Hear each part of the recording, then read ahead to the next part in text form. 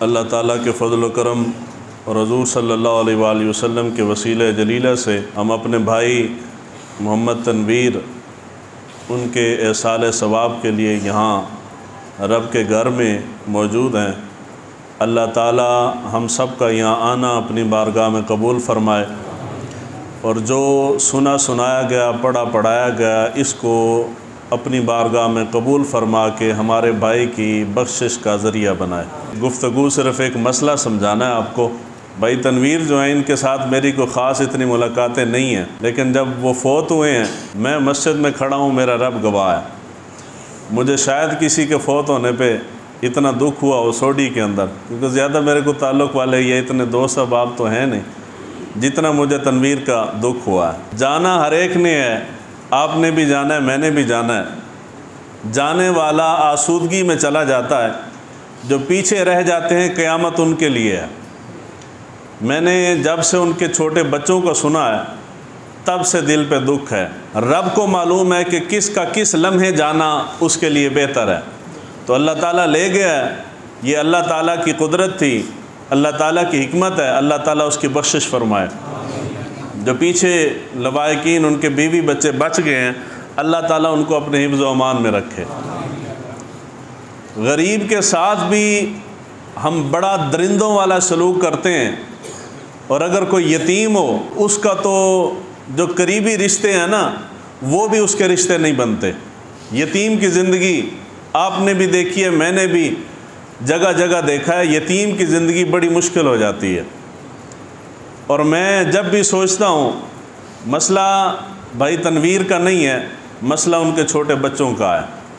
और सिर्फ भाई तनवीर की बात नहीं है, बहुत सारे लोग अपने छोटे छोटे बच्चों को छोड़ के इस दुनिया से रुखसत हो गए हैं। उनकी औलादों को रुलते हुए हम अपनी आँखों से देखते हैं। आज अगर आप किसी के साथ भला करेंगे तो हमें नहीं मालूम कि मैं अपने बच्चों को किस हाल में छोड़ के इस दुनिया से जाता हूँ। मैं अगर किसी के यतीम बच्चों के सर के ऊपर हाथ रखूँगा तो अल्लाह ताला मेरे बच्चों के ऊपर भी साया रहमत रखेगा। हुज़ूर सल्लल्लाहु अलैहि वसल्लम के फरमाने ज़िशान से पहले एक जुमले में अगर मैं यतीम की अहमियत समझाऊँ, जो आयत मुबारका मैंने सूरह दुहा की पढ़ी है, अल्लाह ताला ने इसके अंदर हुज़ूर सल्लल्लाहु अलैहि वसल्लम के दौरे यतीमी को बयान किया। यानी जिस नबी का कलमा हम पढ़ने वाले हैं, वो भी यतीमी की हालत में इस दुनिया में आया है, और उसने यतीमी की हालत में आके उसने यतीमों के हकूक़ का दिफा किया है। अरब के अंदर यतीमों की कसरत थी। कसरत इसलिए थी कि अरब के अंदर जिहालत थी। जिहालत की वजह से छोटी छोटी बातों पे कबीले लड़ पड़ते थे, कत्लो गारतगरी हो जाती थी। कत्लो गारतगरी में मर्द जो हैं वो मारे जाते थे, पीछे छोटे छोटे यतीम बच्चे बच जाते थे। और उन यतीम बच्चों के साथ इस ज़माने में, जिसमें हम कहते हैं कि जी हम ये अब मुआशरा जो है, लोग जो हैं बड़े पढ़े लिखे हैं, बड़ा शऊर आ गया है, इस ज़माने में जब जिस मुआशरे को हम बाशऊर कहते हैं, इसमें ये हाल है कि हम यतीमों को जीने नहीं देते। और वो तो जिहालत का ज़माना था, वो ज़िंदगी हराम कर देते थे यतीम बच्चे की। तो हुज़ूर सल्लल्लाहु अलैहि वसल्लम जब इस दुनिया में आए, ऐलान नबूवत फरमाया, अल्लाह के नबी ने सबसे ज़्यादा हकूक़ यतीमों के बयान किए। और सिर्फ यतीमों तक बात हदीस में नहीं रही, कुरान मजीद के अंदर 23 आयात मुबारका यतीमों के हकूक़ के ऊपर है। एक आयत आ जाए ना, सिर्फ एक, वो भी बड़ी है, लाख है मुसलमान के लिए, वही हुज्जत है, वही काफ़ी हो जाती है। अल्लाह ताला ने चंद आयात में यतीमों के हकूक़ बयान किए हैं, और तकरीबन 19 से 20 आयात में यतीमों के साथ जो ज़ियादती होती है उसके ऊपर जो अजाब होगा वो बयान किया है।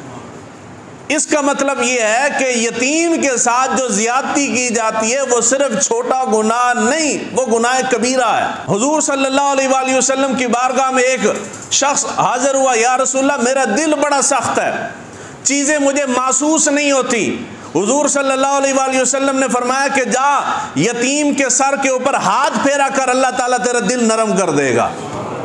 देना न देना तो बड़ी दूर की बात है, फ़कत सर के ऊपर शफकत वाला हाथ फेर देने से भी बंदे की दिल की कैफियत बदल जाती है। हुज़ूर सल्लल्लाहु अलैहि वसल्लम, हम आयशा फरमाती हैं, हुज़ूर सल्लल्लाहु अलैहि वसल्लम का शान मुबारक से बाहर निकले तो दो बच्चों को रोता हुआ देखा, वो बच्चे के जिनका वालिद किसी जंग के अंदर जिहाद करता हुआ शहीद हो गया। हुजूर सल्लल्लाहु अलैहि वसल्लम बैठे, बच्चों से पूछा, मेरे बच्चों क्यों रो रहे हो? तो उन्होंने कहा कि या रसूल अल्लाह, हमारा बाप शहीद हो गया, फोत हो गया। हुजूर ने कहा कब फोत हुआ? उन्होंने जंग का बताया, या रसूल अल्लाह फलां जंग में शहीद हो गया। अम्मा आयशा फरमाती हैं, हुजूर ने दोनों बच्चों को पकड़ के सीने से लगाया। हुजूर ने फरमाया, क्या तुम इस बात पे राजी नहीं हो कि मोहम्मद तुम्हारा बाप हो और आयशा तुम्हारी मां बन जाए? यानी हुजूर ने इतनी शफकत फरमाई है यतीमों के साथ। अगर अल्लाह के नबी यतीमों के साथ इतनी शफकत फरमा रहे हैं, इतनी मोहब्बत फरमा रहे हैं और उनके हकूक बयान कर रहे हैं, कुरान बार बार हमें याद दहानी करवा रहा है कि यतीमों के साथ ज्यादती नहीं करनी। और मुआशरे में हम समझते हैं कि जी फलां घर बहुत अच्छा है, फलां डेरा बहुत अच्छा है, फलां बिरादरी बहुत अच्छी है। अल्लाह के नबी ने फैसला कर दिया। मुस्लिम शरीफ और तिरमिज़ी शरीफ के अंदर हदीस है, हुजूर ने इरशाद फरमाया कि अगर तुम देखना चाहो कि घराना कौन सा अच्छा है, हुजूर ने फरमाया कि देखो, जिस घर के अंदर यतीम के ऊपर अच्छा सलूक किया जाता है वो घर खैर और बरकत वाला है, और जिस घर में यतीम के ऊपर ज्यादती और जुल्म होता है, उसका हक मारा जाता है, वो खैर और बरकत वाला नहीं, उसके ऊपर अल्लाह का अजाब नाजिल होता है। लोग समझते हैं किसी का हक खाने से हमारा बहुत कुछ बन जाएगा, लेकिन जब अल्लाह के नबी ने फैसला कर दिया कि उसके अंदर खैर और बरकत नहीं आ सकती, कायनात इधर से उधर हो जाए, यतीम का माल खाने से इंसान की आखिरत भी बर्बाद होती है, दुनिया भी बर्बाद होती है, कुछ भी नहीं बनता। इसलिए बात सिर्फ भाई तनवीर की नहीं है, बात सिर्फ किसी दूसरे तीसरे या आपके सोडी के यतीमों की नहीं है, बात पूरी दुनिया के अंदर, चाहे वो मुसलमान हो गैर मुस्लिम हो, जो यतीम बच्चा है, मुआशरे का हक है कि उसके ऊपर दस्ते शफकत रखें। अब आते हैं फिका की तरफ, शरीयत की तरफ। शरीयत ने क्या मयार मुकर्रर किया? मुआशरे के अंदर जो ख्याल रखा जाएगा उसके 3 दर्जात हैं। ये मसला समझने वाला है। 3 दर्जात हैं। पहले नंबर पे, अगर किसी का वालिद फौत हो गया है, फौत हो जाने के बाद जो पीछे यतीम बच्चे बच गए हैं, उन यतीमों की देखभाल की जिम्मेदारी शरीयत ने सबसे पहले असबात के ऊपर रखी है। वो रिश्तेदार जो विरासत के अंदर हिस्सादार बनते हैं, मर्द के मरने के बाद किसी भी जरिए से विरासत के अंदर हिस्सादार बनते हैं, उनकी जिम्मेदारी है कि यतीमों की देखभाल करें, यतीमों के सर पे दस्ते शफकत रखें, यतीमों की तमाम ज़रूरियात का ख्याल रखें, उनको पूरा करें, उनको पढ़ा लिखा के जवान करके अपने पाँव पे खड़ा करें, और उनका जो माल है बतौर अमानत उनके माल को संभाल के रखें। जब वो बालिग हो जाए तो उनका माल उनके सुपुर्द कर दें। अगर असबात में से कोई ऐसा बंदा नहीं है या वो अपनी जिम्मेदारी नहीं निभाते, तो शरीयत ने दूसरा पैमाना रखा है। दूसरे नंबर पे जिम्मेदारी किसकी है? ज़वील अरहाम की। जो रिश्तेदार हैं, बिरादरी है, जो विरासत में शामिल नहीं होते, ज़रा दूर के रिश्तेदार हैं, दूसरा हक उनका है कि वो यतीमों, अपनी बिरादरी, अपने मुल्क, कबीले, अपने इलाके के यतीमों का वो ख्याल रखें।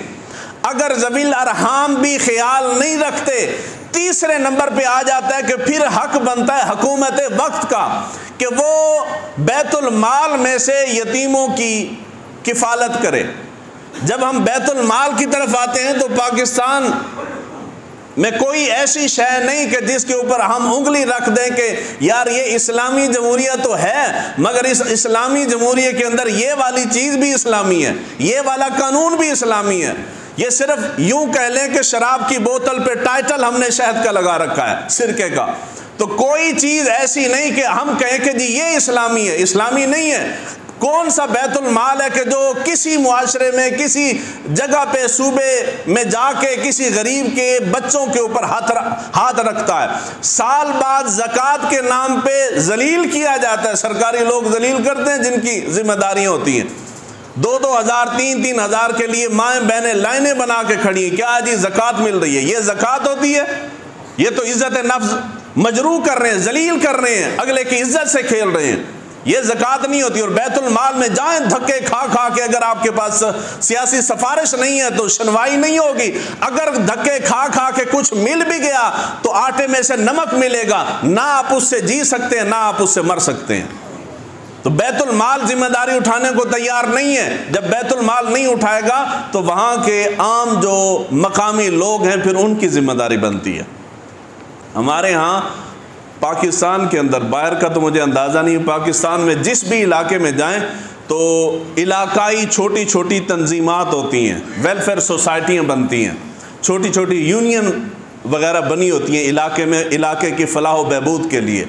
मेरी नज़र से आज तक ऐसी तंजीम नहीं गुजरी कि जिसके अगराज़ व मकासद में एक मकसद ये भी हो कि जो हमारे महल्ले, हमारे इलाके के अंदर यतीम हैं, जिनके वालिदैन दुनिया से रुखसत हो जाते हैं, उनके रिश्तेदार, उनकी बिरादरी उनके सर के ऊपर हाथ नहीं रखती, उनकी किफ़ालत हम करेंगे। ये जड़ियाँ तंजीमां ने, इन्हां दा हक बनता है। तंजीमां दा, जब आप तंजीम बनाते हैं तो उन तंजीमात में जो शरई तकाज़े हैं उनको सबसे ऊपर रखें। रह गया ये कि आम लोगों की किफ़ालत करना, जी राशन तकसीम कर देना, कपड़े तकसीम कर देना, फलां शय तकसीम कर दी, नल के लगवा दी, ये चीज़ें माने नहीं रखती। जो शरई तकाज़ा पहले उसको पूरा करें। जो यतीम हैं ये मुआशरे की इज्तिमाई जिम्मेदारी है, इनकी किफ़ालत की जाए। और किफ़ालत कौन करेगा? जब कोई बंदा फोत हो जाता है तो लोग आंखें बंद कर लेते हैं कि जी इसका नाना जीता है, नाना जिंदा है, दादा जिंदा है, चाचा जिंदा है, मामा जिंदा है, यही होते हैं, या ननिहाल होता है या ददियाल होता है। इन दोनों के सुपुर्द करके मुआशरा साइड पे हो जाता है। और यतीम बच्चों को बर्बाद करने वाले भी यही ख़ानदान है। जो उसके करीबी रिश्तेदार हैं वही उनको जलील और रुस्वा करते हैं ज़माने के अंदर। इसलिए कोशिश करें, आपको नहीं मालूम और मुझे भी नहीं मालूम कि हमारी मौत कब आती है और हमारे बच्चे पीछे किस हाल में रह जाएंगे, मुआशरा उनके साथ क्या सलूक करेगा, किस हाल में वो जिंदा रहेंगे। अगर हम यहाँ पे किसी बच्चे, किसी यतीम बच्चे के सर के ऊपर दस्ते शफकत रखते हैं, उसका साया बनते हैं, उसके ऊपर हाथ रखते हैं, उसकी किफ़ालत करते हैं, तो अल्लाह ताला भी राजी है, अल्लाह का हबीब भी राजी है। और अगर हम गए तो हमारे जाने के बाद हमारे बच्चों पे भी अल्लाह रहमत की छां करेगा, रहमत का साया रहेगा उसके ऊपर। सीरियस इस मसले को लें और सोचें कि हमारे सोडी के अंदर कौन कौन से यतीम बच्चे हैं। छोड़ दें किस बिरादरी का है, किस बिरादरी का नहीं है। यतीम यतीम होता है। जैसे मैं कहता हूँ ना जी, मजलूम मजलूम होता है, मजलूम का रंग, नस्ल, मजहब, कौम नहीं देखी जाती। इसी तरह यतीम भी यतीम ही होता है, उसकी कौम, मजहब, मुल्क वगैरह, इलाका, मसलक, मजहब नहीं देखा जाता। यतीम जस्ट यतीम ही है। तो यतीम है, अगर वो सोडी का है या आपकी बिरादरी का है या आपके इलाके का है या आपके नज़रों के सामने है, अगर उसके किफ़ालत नहीं हो रही है, उसका हक अदा नहीं किया जा रहा, तो जितना हक आप अदा कर सकते हैं आप कोशिश करें कि उतनी किफ़ालत आप कर दें। आखिरी जुमला कह रहा हूँ, मिसाल है उसकी कि कोई बंदा कहता है कि जी यार इस बच्चे को आवारा फिर रहा है, यतीम है, इसको स्कूल दाखिल करवा दें, फ़ीस इसकी महीने की मैं दे दिया करूँगा। दूसरा कहता है यार इसके किताबों का ख़र्चा मैं उठा लिया करूँगा। तीसरा कहता है जी जेब खर्च मैं दे दिया करूँगा। ये जब चीज़ें करेंगे एक बंदे के ऊपर बोझ भी नहीं पड़ेगा और यतीम भी आसूदा रहेगा, उसकी तमाम ज़रूरियात जो हैं वो पूरी हो जाएंगी। अगर कहें कि एक ही बंदा उठाए तो एक बंदे के लिए ज़रा मुश्किल हो जाता है। तो कोशिश करें, मैं बड़े दर्द दिल के साथ कह रहा हूँ कि जो भी सिर्फ भाई तनवीर की बात नहीं, उनके भाई बैठे हैं, भाई मुदस्सर हैं, बड़े दर्द दिल रखने वाले हैं, और भी उनके अजीज़ व क़ारब होंगे। ओवरऑल बात कर रहा हूँ, सोडी के अंदर जितने यतीम हैं, जिस इलाके से जिसका ताल्लुक़ है, आपके इलाकों के अंदर जितने यतीम हैं उनकी किफ़ालत की या तो इज्तिमाई तौर पे कोशिश करें, अगर नहीं कर सकते तो इनफिरादी तौर पे जितनी कोशिश आप कर सकते हैं करें। और सिला अल्लाह ताला से लें, ये नहीं कि एहसान करके फिर उसके सर के ऊपर सवार हो जाएं, कल को वो अफसर बने तो आप कहें कि नहीं फ़ीसां तो तेरी मैं देंदा रहा। ये जो आप एहसान जतलाते हैं ना, ये एहसान आपकी सारी नेकी ज़ाया कर देता। और आखिरी जुमला कह रहा हूँ, जब जनाजा ख़त्म हुआ है तो फिर ऐलान हुआ है कि आप सब ने रोटी खा के जानी है। ये यूँ कह लें कि बस मुआशरे के ऊपर चीख चिल्ला के डूब मरने का हमारा मकाम है। एक बंदा जो अपने पैसों की टेंशन में इस दुनिया से रुखसत हो गया, उसके दरवाज़े पे जाके हम रोटी खाने बैठ जाएं तो इससे बड़ा जुल्म नहीं हो सकता। कोशिश करें। मैंने जब से ऐलान किया, मैंने आज तक जनाजे पे कभी ऐलान नहीं किया कि साहिब हैसियत हो तो तब भी रोटी खाना नहीं बनता, शरण जायज़ नहीं है। और अगर गरीब है तो यार इससे बड़ी ज़्यादती क्या होगी। मैं एक मिसाल, एक लम्हे के लिए तसव्वुर करें ना, हमारा को फौत हो गया हो, करीबी बंदा फौत हो गया हो, और आपका दोस्त आए आपके पास और आके कहे कि यार मुझे कढ़ाई खवा, होटल ते ले चल तो मैंने वो फलानी शय खवा, आप उसके मुंह पे थप्पड़ नहीं मारेंगे। तू अच्छा मेरा दोस्त है, मेरे घर के अंदर मैयत पड़ी है और तू मुझे कह रहा है कि मुझे पार्टी दे। ये जो हम गरीब के घर में खाना खाने के लिए मुंह बड़ा सीरियस बना के इज्जत माब बन के हम पहुंच जाते हैं ना खाना खाने के लिए, ये मुआशरे का बड़ा दर्दनाक पहलू है। कोशिश करें इससे छोड़ दें। सिर्फ सोडी की बात नहीं, दुनिया में कहीं भी आप फौतगी के ऊपर जाते हैं, अल्लाह के बंदों, पहले वक्तों में जब ये होटल वगैरह सराय वगैरह इनकी सहूलियात नहीं थी, उस वक़्त भी इस्लामी तालीमात ये हैं, लोग फौतगी वाले घरों में जाके खाने नहीं खाते थे, उनके सर पे बोझ नहीं बनते थे। आप तो कदम कदम के ऊपर होटल हैं।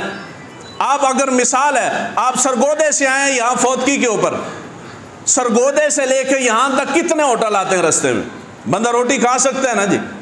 अगर ना भी रास्ते में खाएं, यहाँ सोडी मोड़ उतरते हैं, यहाँ होटल है, वहाँ खा सकते हैं। जिस जगह पे आप फौतगी पे जाते हैं वो एक रिश्तेदार नहीं होता और 20 घर आपके रिश्तेदार होते हैं। किसी और रिश्तेदार के घर जाके रात वहाँ ठहरे, वहाँ क़याम करें। वो जो फौतगी वाला घर है, आलो अयाल, उनके ऊपर बोझ ना बने।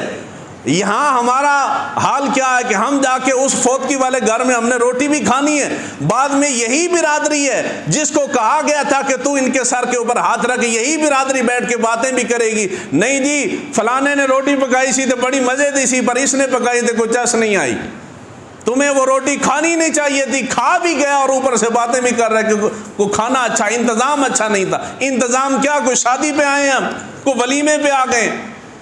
अगर ऐलान कर दें, रस्म दुनिया है, ऐलान किए बगैर नहीं रहेंगे। ऐलान हो जाता है कि जो रोटी खा के जानी है, मगर हमने रोटी खानी, जेडे 2-4 बंदे जिन्होंने समझ है उन्हें आखे रोटी नहीं खानी, ए बड़ा डाढ़ा जुमला है कि आखे बंदा रोटी नहीं खानी। रोटी तो इनकार असी नहीं कर सकते जी। फौतगी वाले घर में रोटी, बस रोटी भी नहीं खानी। और अगर सोडी से हट के कहीं और चले जाते हैं ना, तो वहाँ भी लोगों को कहें कि जी आपने रोटी नहीं खानी, और साथ जो को दोस्त अहबाब आपके हों तो उनको भी साथ लेके चले जाएं। नहीं जी, रोटी हम पैसों से खा लेंगे, किसी और रिश्तेदार के घर बैठ के वहाँ खा लेंगे। अल्लाह ताला हुज़ूर सल्लल्लाहु अलैहि वसल्लम के वसीला जलीला से हमारा यहाँ बैठना अपनी बारगाह में कबूल फ़रमाए, और हमारी भाई की बख्शिश फ़रमाए, और हमारे भाई के जो छोटे छोटे बच्चे इस दुनिया में हमारे सर के ऊपर हैं, अल्लाह ताला उनकी बेहतर किफ़ालत की हमें तौफ़ीक़ अता फ़रमाए।